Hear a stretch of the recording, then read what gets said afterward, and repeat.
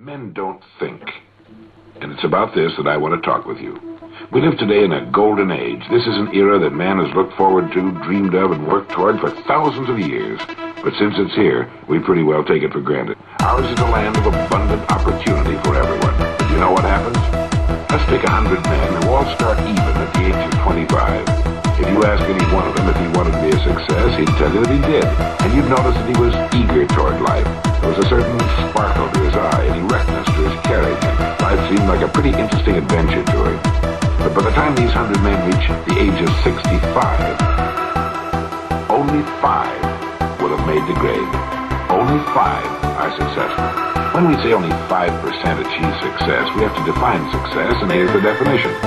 Success is the progressive realization of a worthy ideal. If a man is working toward a predetermined goal and knows where he's going, that man is a success. If he's not doing that, he's a failure. Success is the progressive realization of a worthy ideal. Rollo May, the distinguished psychiatrist, wrote a wonderful book called Man's Search for Himself. And in this book he says, the opposite of courage in our society is not cowardice, it's conformity.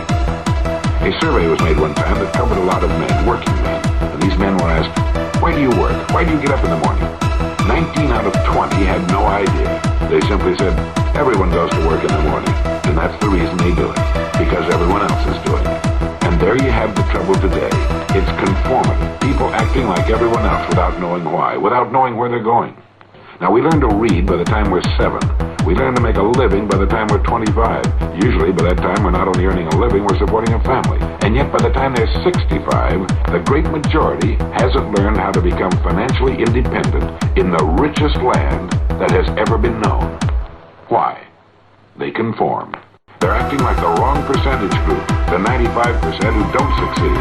Why do these people conform? Let's get back to our definition of success. Who succeeds?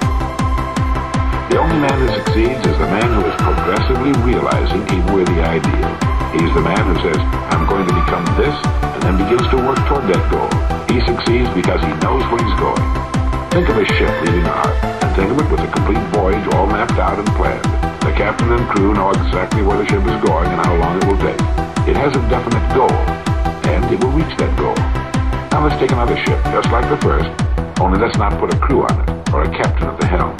Let's give it no aiming point, no goal, no destination. We just start the engines and let it go. I think you'll agree with me that if it gets out of the harbor at all, it will wind up on some deserted beach at derelict.